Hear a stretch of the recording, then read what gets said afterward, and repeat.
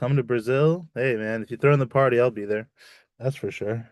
Um, Thanks for everyone for coming. We're talking about evals today. I have a slides and we'll show code and we'll probably make a bunch of jokes along the way. This should be pretty fun. It's a very divisive topic. So this will be really interesting. So let's just jump into it. Um, we will monitor the chat. If you have questions, please put them in the Q&A, and we're going to try to get those done as well. But yeah, let's rock and roll here. So, get my slideshow started. And YJ, if you can help me, I'm going to be focused on this, but if there's things we should stop and answer questions, just let me know. Okay, so I made this presentation with my good friend YJ here, or you, John. We're talking about how to approach evals with Mastra. And before we get into it, I'm Avi Iyer. I'm the co-founder and CTO, one of the co-founders and CTO of Mastra. There's my Twitter. YJ, why don't you introduce yourself? Hi, I'm you, John. I'm a software engineer here at Mastra. I've been here for since February. Since the beginning. Um, so why we called everyone here today was to ask this question. Do you need evals? And honestly, the answer is not clear. And that's kind of weird, right? We're all software engineers. We're builders. We believe in determinism. We believe in closing tickets and fixing bugs. Those are all have outcomes that we know, for the most part, make things better, right? But let's talk about this division here. So this went over tech Twitter drama, as always, has kind of exploded in this space of evals. And us being Mastra, we're definitely in the center of all this stuff. We hear from the ground floor, which is why we have something to say. We talk to a lot of founders and other companies and hear what they say. And the answer is not clear 100%. So let's go through some of the things that were said and then some of like the against and then for. And then we're going to talk about what evals actually is and all that stuff because I think a lot of this is bullshit, but I'm getting ahead of myself. So a couple weeks ago, maybe like 2 weeks ago now, shit travels fast in SF, I think. But we got a bunch of people. It all started with Swix, that he was like saw a Claude Code interview, and they essentially Claude Code said Claude Code has no evals, and then he, to get some rage bait, a well-known agent company, no evals. Another agent company, half-assed evals. Vibe coding company, no evals. The CEO of a company selling you evals. Yes, all my top customers do evals. You should do evals. That's what we like to call big eval. So you should watch out for those guys. Big eval. I'll talk about that too. And then VCs in love with CEO of eval companies. Yes, all my top founders do evals. You must do evals. I kind of agree with this in a little bit because when someone's trying to sell you like a silver bullet, you should always be like, what the fuck? But anyway, then Agent Ops came through. Evals are a scam. We're being gaslit into believing they aren't. That's a very good post. Y'all should read it personally. Like, this is a good take on that side of this equation. Justin Torrey, really good one. Literally, fuck evals. We wasted so much time at Hellstone building evals because customers wanted it. But this is a classic example of the mom test. We need to distinguish core customer problems with what they're asking for. He's not wrong there either, but it's just a different take. On the other side, something you'll interesting here is like everyone on the left is like pure engineers. Everyone on the right, kind of product people. Because Lenny from the Lenny podcast, the one with like the campfire and shit, the trend I'm seeing, evals is a must skill for product builders and AI companies. And then he name drops a bunch of people that honestly have clout, right? Like Gary Tan, evals are emerging as the real moat. They actually told us that during our YC batch too. Evals are the moat. Writing eval is going to be a core skill for product managers. Mikey K is Mike Krieger from Anthropic, so writing evals is probably the most important thing right now. Evals equals your new marketing. That's interesting. Evals are surprisingly often all you need. That's Greg Brockman. Then there was some posts from the Copilot team from GitHub Copilot. Now, I'm not saying that's the greatest product ever, but this is how they tested if their Copilot was getting better. that the acceptance rate for code changes was going up. And that's kind of where their evals went. But you can see the acceptance rate is still like 34%. So like it's hard to get to make progress here. So yeah, the answer is not clear, right? Even you got like two competing things and two competing, so all these Twitter celebrities competing with each other for the answer. And so we wanted to really understand like what the hell is this and how do we think about it, right? So the goal in general for AI applications, the goal is to improve your application results over time. That is the whole goal of doing anything, right? To get better every day. So we kept thinking like, what is this eval stuff really? And it really comes back to this is the scientific method, right? You form a hypothesis, you collect data, you experiment, and then you try to get reproducible results. I put a caution there because we're working in the age of AI. So reproducible is the vocabulary word that may not exist here. Um, you kind of like you're essentially trying to get to some reproducible, and that kind of means whatever it means to you. So let's start with the hypothesis, right? Your hypothesis is what you build your agent to do. For example, we have some friends that are building electrical engineering software co-pilots. The hypothesis is electrical engineers with the co-pilot can be 10x more productive in scaffolding new diagrams and making new systems. That's the hypothesis, right? So everything that they're trying to do with their agent is in service of this hypothesis that they will become better if they use this product, right? Pretty simple. So everyone here that's building something, there is some product hypothesis you have for your agent. That's what you should be caring about. That's the number one thing. And then we think, okay, what is data collection in this world of AI? Well, we think it's something called scoring. And we're going to get more into what that means. But data collection is you're scoring how well your agent is doing, and you're then doing things over time with that data. So to get going in the data collection world, you have to be able to trace everything that's happening in your AI system.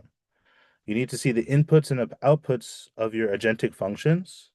And then eventually, you'll have everyone that we've seen has users that are power users of their product. So the prompts that the inputs and outputs that they get are probably more, let's say they're more valuable to your experimentation and the scientific method than the users just doing hello worlds in prompts or very like juvenile workflows, etc. Right?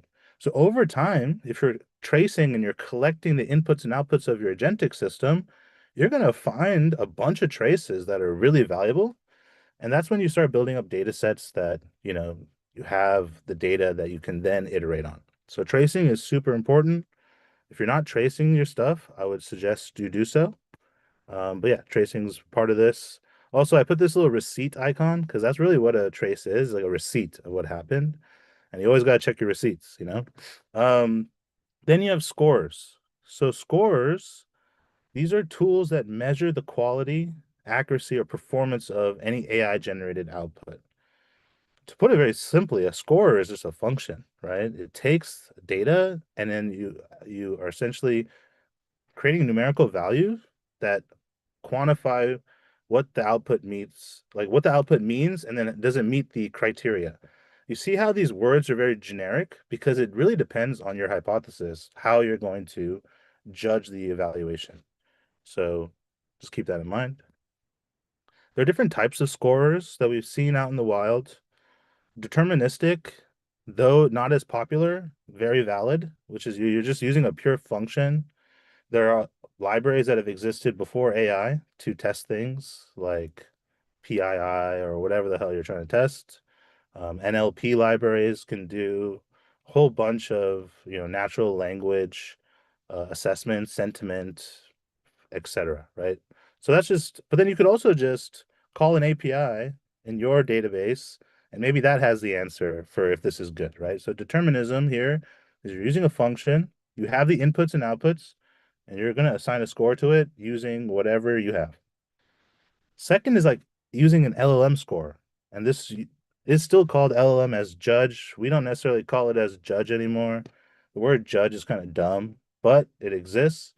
So LLM is judge, and this is when you use an LLM to judge the output, which in some cases seems kind of like backwards, but in a lot of cases can help you. At least assign categorical labels to things that then help you score things. We'll show a lot of examples on that. And the last type of score is pretty simple. It's a human, you know? When people say vibe coding and vibe building, we're all just using our preferences and tastes to judge the output, right? Um, and maybe that's why coding agents have less evals because all of the users are people with taste or they're engineers, they have preferences, so they can judge the output. And maybe that's all you need. So it depends on what you are building, but these are the types of scores we see out in the wild. Is there any questions yet, you, John, or I keep going? Yeah, we have one question. Sure. It's not so related to what we're talking about now, but we can sort of touch it right now. The question is, how highly do you regard unit tests for workflows agents in Mastra? Would you recommend thoroughly automating test cases with something like vtest or Jest, for example? If so, are you planning on building some more intricate testing slash evaluation utility like user simulation and running Mastra evals on it? Um, I could sort of touch on this a little bit before, and Sure. if you'd like to follow up. So with Masha, we sort of like, we sort of want you to do whatever you want to do in a way. So we will provide the utilities and you sort of come up with, how you would like to use it. We do have a way called we have a utility called run experiments, which allows you to have these which allows you to have an input of an array of it takes an array of data, which has an input and as well as a ground truth, and it will iterate through this array, calling your agents as well as your scores. So that's something you may want to look into, and I can touch a little bit more to you in Discord if you like to hit me up. But yeah, Avi, you have anything to add? Yeah, in terms of unit testing, those principles never left this engineering world of even AI engineering. So if there are UI or not UI, sorry, if there are unit and integration tests you're doing that purely are based on mechanics, right? Like, are these functions correct? Then I would suggest doing that. And then if you're trying to evaluate like the agentic parts of your application, this is where you start scoring stuff. But yeah, we're gonna get into some code shortly, so we will keep pushing on here. Thank you for the question. Um, okay, so we got to the experimentation part, and I guess we were just talking about that, which is good. So what does experimentation mean in the evals scientific method metaphor here? This means you can run scores on live traces routinely. So you're not necessarily like, you know, um, you have a set of traces as traces that come in look like the ones that you're trying to score, you can score them. You can also run scores on live users as they're using the product. They just run. And then as you're curating that data set of all your favorite inputs and outputs, you can run scores routinely on data sets. So that's the type of experimentation that we see people do as well. Also, there's another part of experimentation, which is just we'll find out, right? Which is they don't do any of these things, and then they find out, right? Via vibes or human touch. Types of experiments. So these are the ones that we see in the wild. Curated. A lot of it's curated. Our buddies at Greptile, they have a curated data set they've maintained over a long time. And they use this to prevent regressions. If they're going to change their models or improve their product, they run it on this curated data set. And it does two things. One is to prevent regressions, right? You don't want to go backwards, but also is to prevent like absolute failure. I'm gonna tell you what absolute failure means to people that are doing this like every day. Like sometimes you may score, let's like put this in the simplest terms, like a 72%, right? And then sometimes you might score 73%, sometimes you might score 71% or like in that range. So you really can't set your tests to only look for 72%. And maybe you have margin of error, right? Like once again, we're doing some scientific stuff here. There's a margin of error. So in actual absolute failure for this case looks like if I ever score 68%, that is absolute failure and something is wrong and we need to halt the release and we need to start fixing stuff. So everyone has a different version of absolute failure. You know, we were reading OpenAI's like coding agent blog, and for them, they equate absolute failure in terms of human escalation. So for them, they care about accuracy of 86% or something, because every percent of accuracy below that means a human has to get involved, which then equates into dollars, right? In terms of time spent. There's a lot of ways to think about this, right? Live.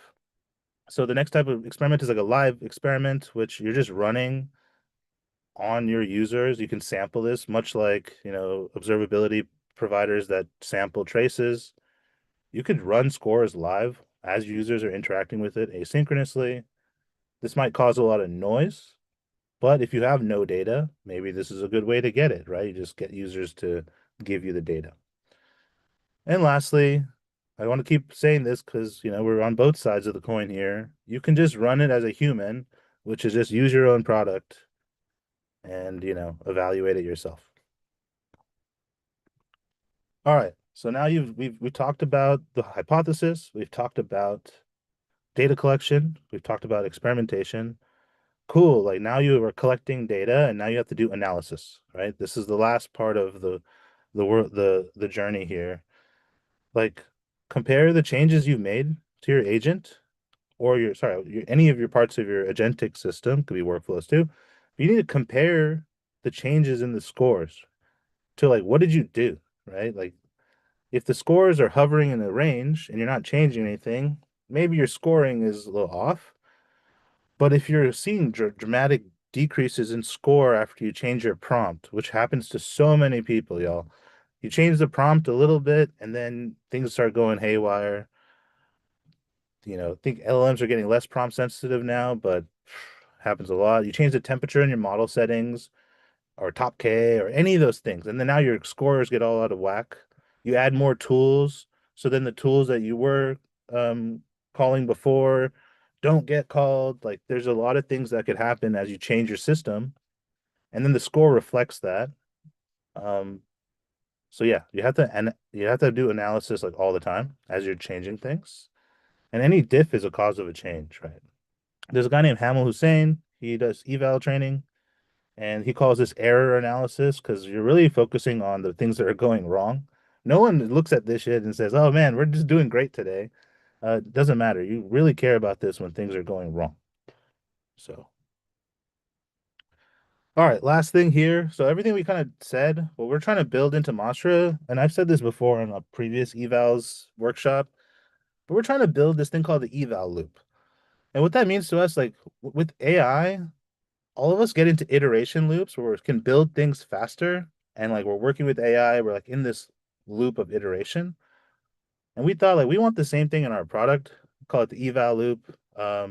Essentially, as requests come into Mastra for either, our agentic pieces like agents or workflows, you can both trace them and then you can score these traces. Then you can run experimentation, which I believe that question was asking, are you going to do user simulation? And yes, that's just the whole world of experimentation we have yet to do, but we have so many plans there.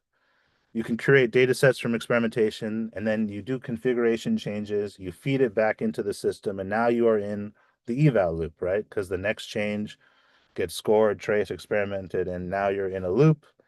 And if you're going the right direction in how you're scoring, then that loop is good. And some days might be bad, but that's kind of what we want to do is give you the tools to get yourself on the eval loop. So I'll give it over to you, John, and we're going to walk through a lot of the code we have here, and that's that. So I'll give it over to you, John. Before we start, we have one more question here. Is it possible for you to give a quick demo of a simple end-to-end pipeline agent eval CI fail pass and how the scores are normalized with different metric types? Well, I'm about to give a demo on this as well. I would say for this demo, it's more focused on creating scores and tracing. But if we have some time, maybe I can just, depending how much time we have left over, maybe I can just like quickly, spin something up for what it would look like for a CI fail and pass scenario. Um, Let's do it. all right.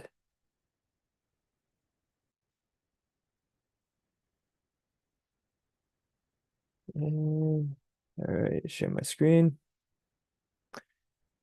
So before kind of begin here, I sort of want to talk about before we look into concrete examples, I would say let's sort of look at the creating a score in a high level and what is involved with and just familiarizing ourselves with the API here.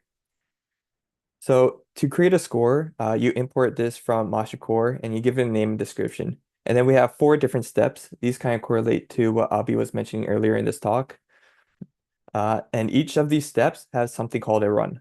This run has data that was contains like information such as the input, the output of a workflow step, or it contains the uh, information such as if you add a score to an agent, it will have like the user message, previous messages, system prompt, as well as the assistant or the agent's response.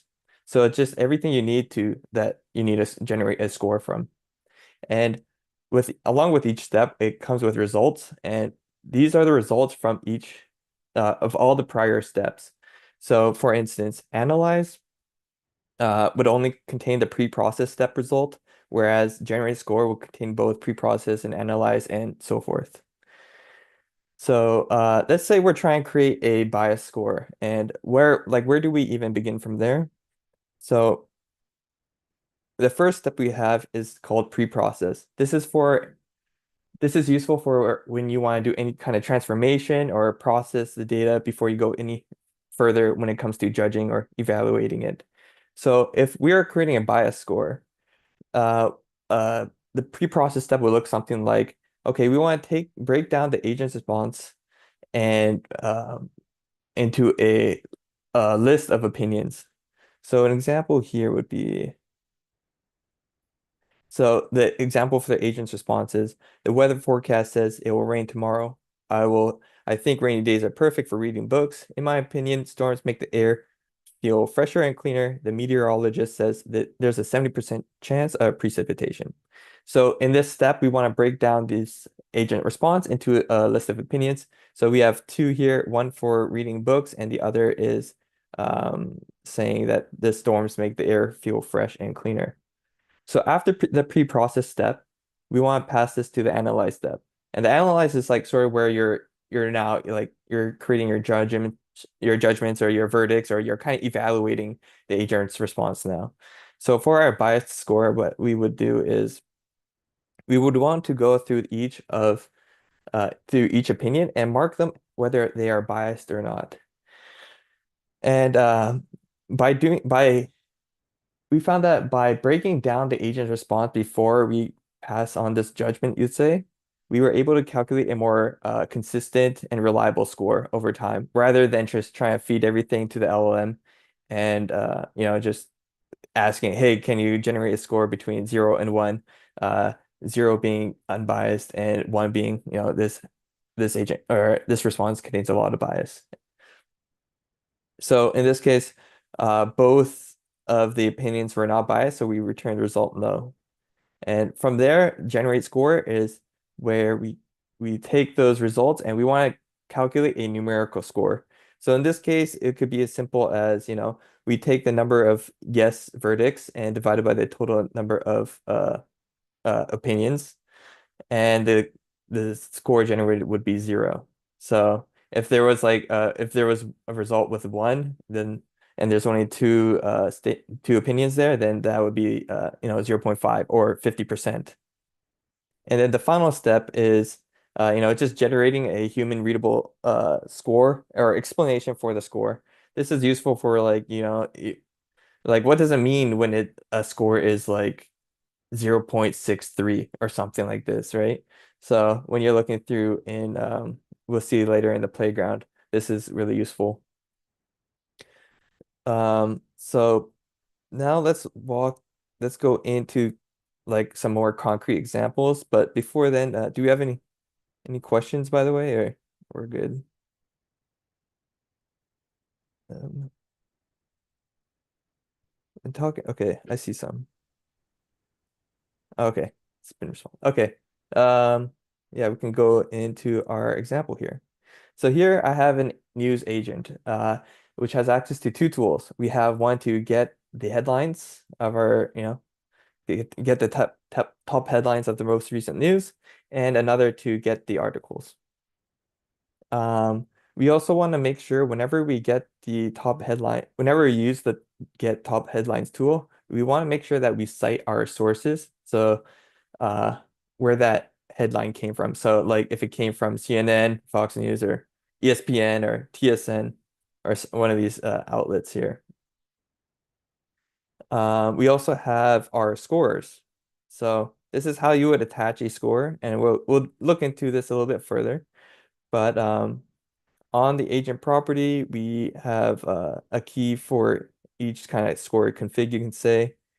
Here we have a score for source citation score. We'll look into this. This is a deterministic score just to make sure that our agent is following this rule that we set in our system prompt to always make sure that we're citing sources. The other one is a tool hallucination score. This is making sure that the agent's response is not hallucinating based on the context it's given. And in this case, the context is the tool response. We also have a list of built-in scores that you can import from our evals package. So in this case, we have a create relevancy score. So this one is scoring, the score is based off the agent's response and how well it answers or how well, yeah, so how well it answers the user's initial message.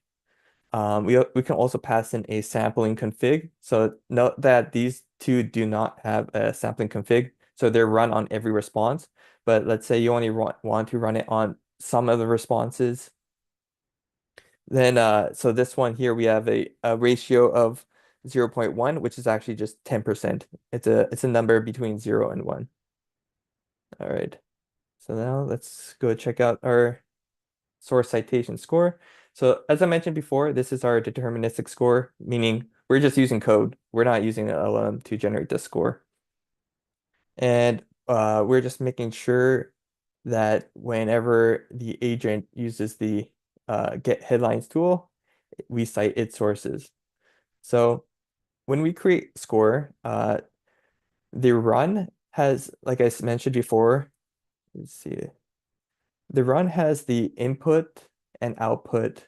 This this differs between whether you add it to an agent or a workflow step. So if you add it to a workflow step, it'll just be the input and output of the workflow step. But if you add it to the agent, there's specific information, and it's kind of and in order to get that typed, you can pass in our built-in types for this, which we can import from core as well, core scores. So we have a score run input for agent, and score run output for agent. And this just pretty much allows you to see, okay, this is the information I have when the score has when it's being evaluated, when it's doing the evaluation process. So input messages will contain all the, will contain the user message.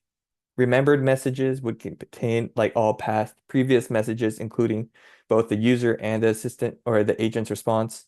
System messages is where your system prompt is, and tag system messages. This is where additional memory would live, such as working memory.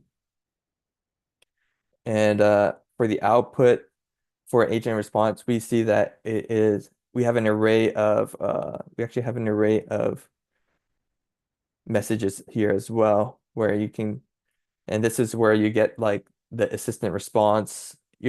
First you will filter for the assistant here, and you get all the assistant responses, and then you can get the tool calls that were made. And that's what we're actually doing in our pre-process step.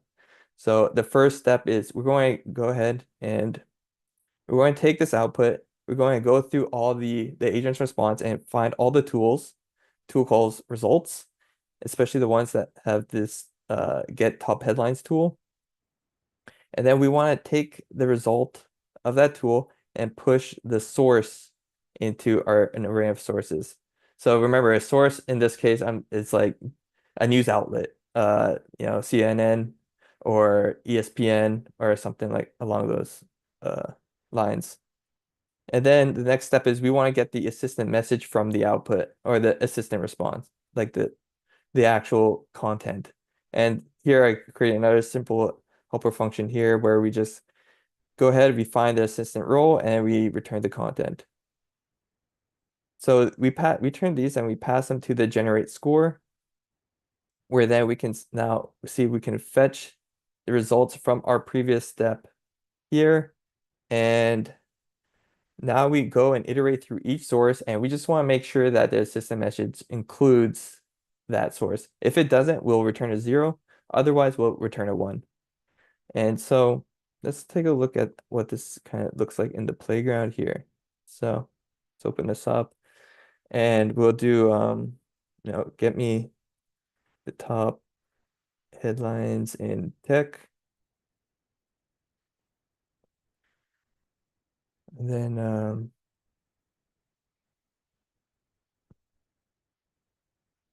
see here. Oh, I think I this stream. Okay, so let's take a look at the results here of our tool call. So these are the sources. We have 9 to 5 Mac, we have TechCrunch, and we have notebookcheck.net. All right, so from our playground here, we can go into our source citation score, and we saw that it generated a score of 1. That is good. That means like you know, that is what we are expecting here. So inside here, right now it just contains the input and the output that was given to your score. So let's just try and see, like, just to demonstrate, like, in business.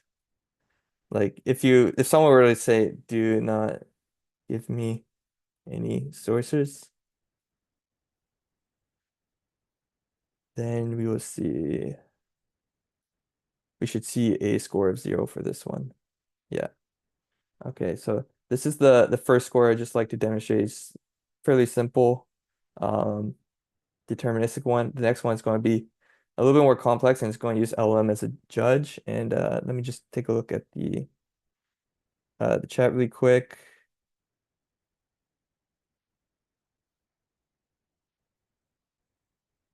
Okay, looks good. Okay, Yep. so the tool hallucination score.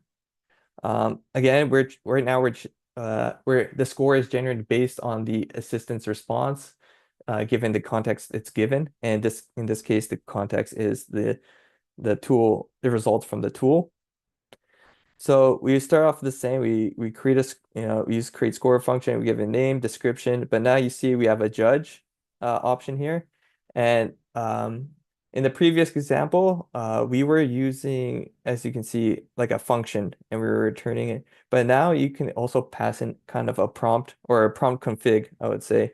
And anytime that you pass in that config, this default judge will be used to execute that prompt. So the next step is the pre-process step. So here we are taking the agent's response, similar to what we did with the previous score. And now we're breaking this response down into statements.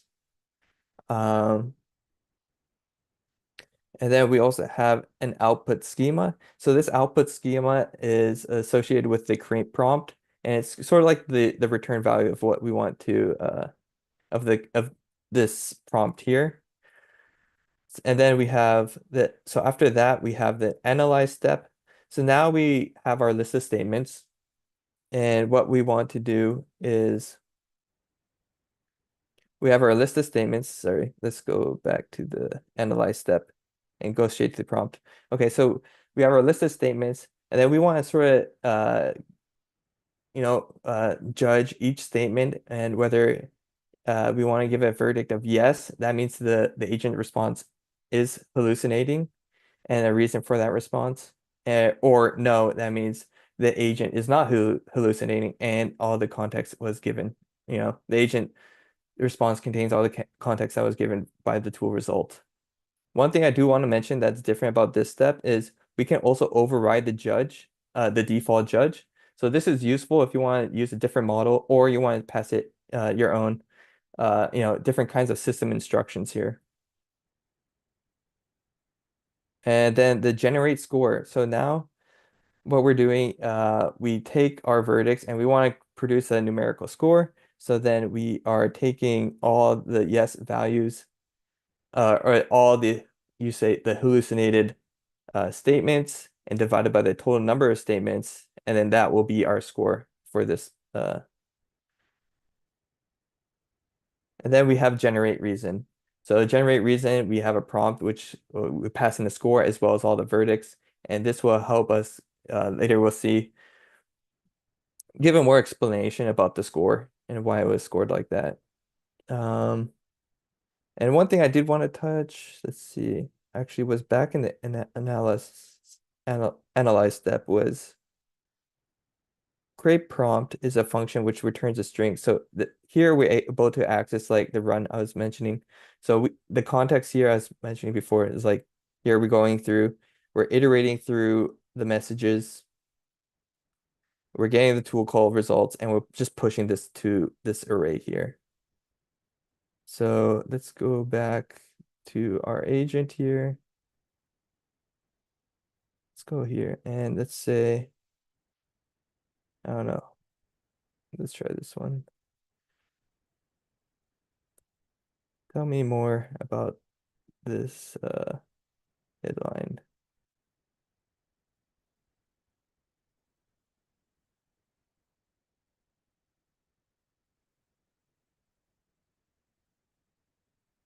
All right, now we'll go to our hallucination score.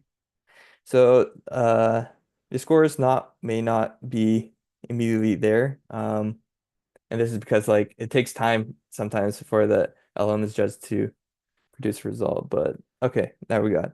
So we got a score of 0. This is actually what we want. The higher the score means the tool hallucinate or the agent hallucinated. So let's take a look. So the score is 0 because all statements fully supported by the context. Each statement accurately reflects the information provided with no contradictions or unsupported claims. So again, the input and outputs are there, but now we have access to our prompts and we can sort of see what was given to the LLM. So in this case, this here is the agent's response for our pre-processed prompt. And that sort of returned this list of statements that we can see here. Um,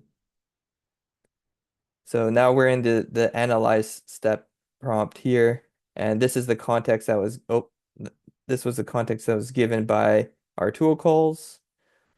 And then now we're in our generate reason step where we can see where what happened during the analyze step here. So we have a list of statements, we have a verdict and the reason. And yeah, so before I move any further, any questions by the way? Or are we good to go? Keep Good to going. go. All right. So scores is just one part of the evaluation loop. Another thing I want to touch that our team has been working on, or especially Eric has been working on, was improving our AI traces. If you ever seen our AI traces before, they kind of look like this. They're useful. They're more like application traces where you can see a lot of information going on, but it's a little bit overwhelming, as you can see. And it's not really all relevant information for the user. So to improve this, we have this new tab called Observability. Actually, no, where you can configure in your master instance. So before I started, I accidentally, commented out default, and the default config is when you would send your AI spans to your own storage in this, or you can also configure it and soon, probably next week, to send these spans into cloud as well. But right now, maybe I'll just showcase this LangFuse one. We have a new LangFuse exporter, which has an option for real time. So this means like usually what would happen is like you'll batch all these spans at once, and then you'll send it to the exporter, or the exporter will then send it to the provider. But in this case, if you want to see the data like immediately in that provider, LangFuse supports this with this real time option here. So let me look into the difference of what it would look like here. So, so we saw those traces before, but now we can see our improved traces here, where a lot of the noise has been removed, and we can just focus on what we kind of what matters most, which is like, okay, what is the agent's response here, and what messages were sent uh to the LLM, or what is the LLM's response, and what was uh sent to the LLM. So here, a top level trace, it's like, tell me more about this headline. Then we can go ahead into these each span, and we also have information, more accurate information about the pricing and all that. But let's look at it in our Mastra playground instead. So I'm going to go ahead, comment the length fuse out, going to turn default enable true, and let's just a what are some headlines in let's see, healthcare.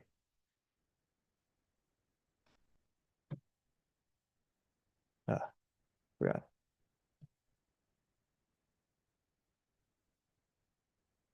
There might be taking a while. Accidentally left the generate on instead of the stream.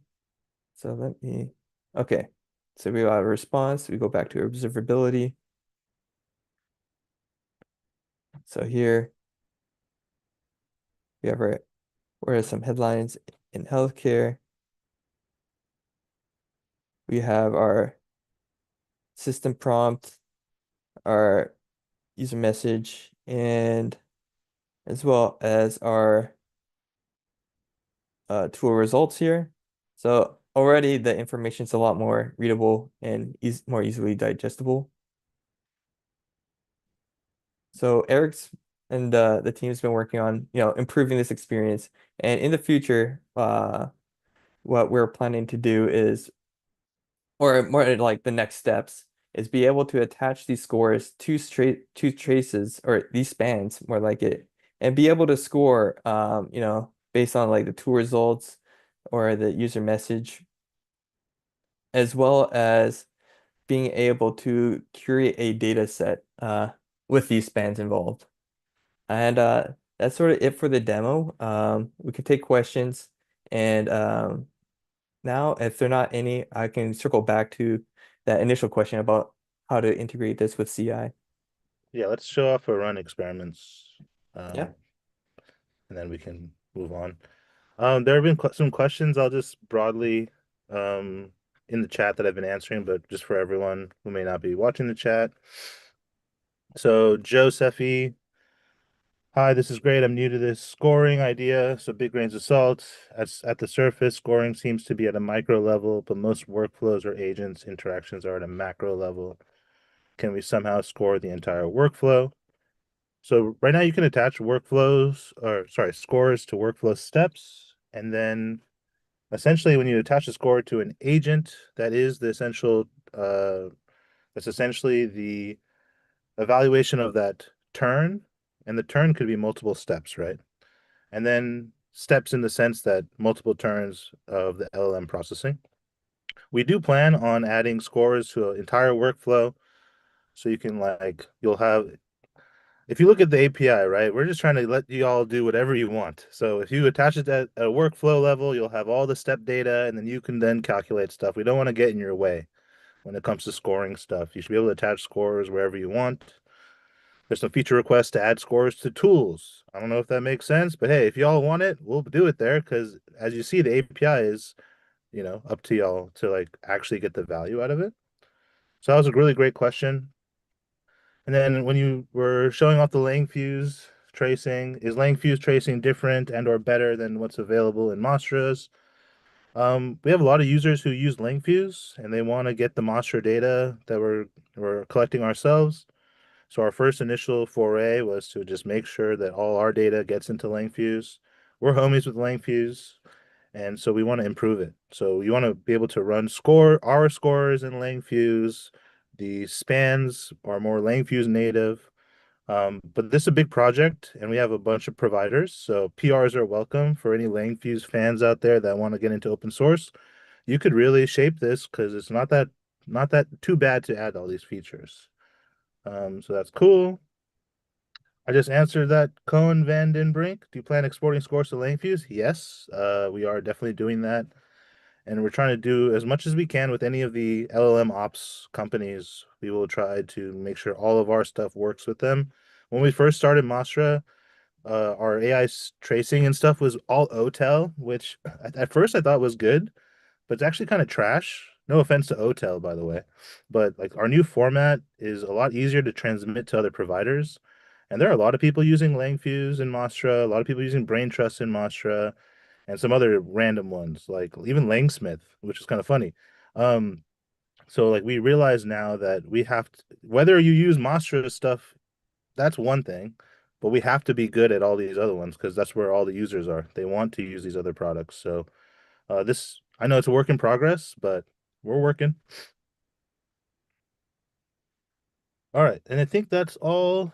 A lot of there's some other things that are just like +1 on the Langfuse adoption support. So yeah, we got that. So YJ, why don't we show off run Yep, experiments, and then while he does that, if y'all have questions, just put it in the chat, and then we'll just end this with questions. So go ahead, YJ. Floor is yours. yep. All right. So I just installed uh V-test and so let's see here. So we can do run experiment. So like I was saying, so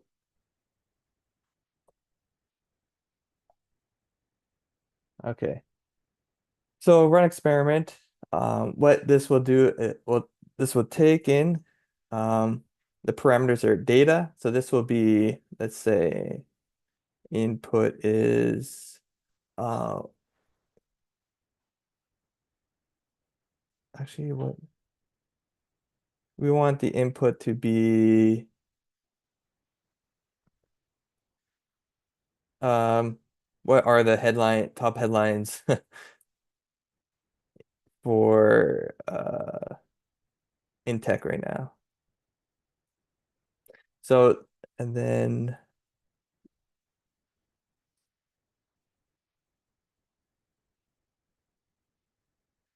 okay. So this input will be sent to our we call target. So this target can be either a workflow or an agent. So right now we're going to use an agent. Use agent. And then we can attach our scores. Source. Let's do the source citation score.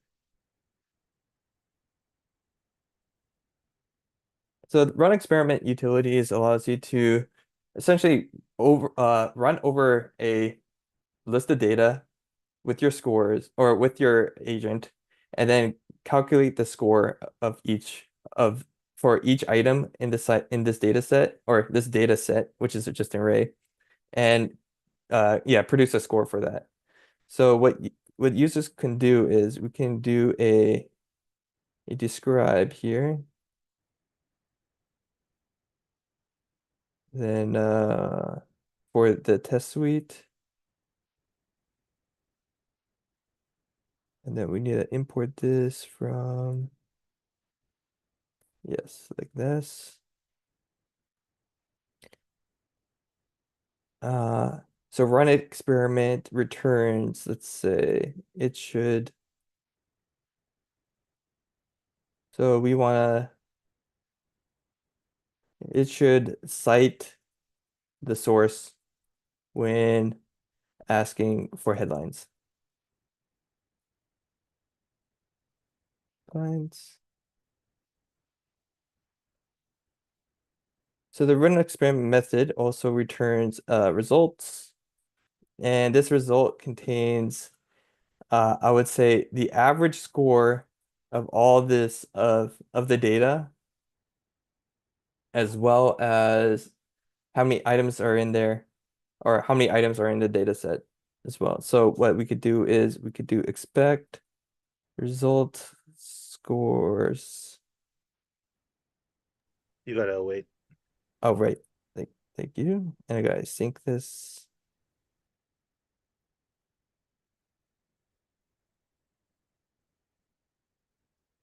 dot source citation to be 1. So this is just for the overall average score, but if we want to score each individual item, we could pass in a callback here. So called on item complete, which takes in as well as the run. We also have the score. Maybe if I turn this into a function, we'll get it more typed. Score results. So we'll just log this for now. Let's log this.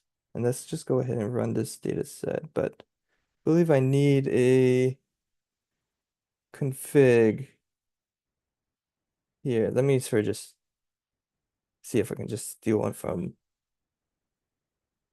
our core package. There we go. All right, let's run this.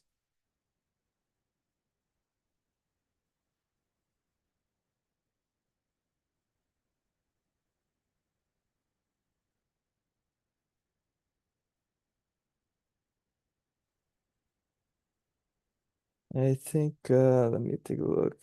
Is it not picking it up? Or,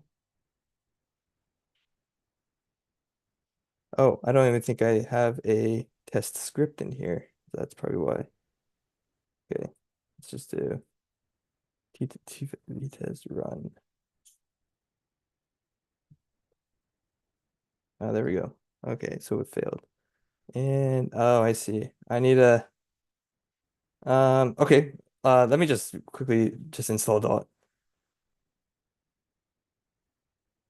And we'll just add that really quick.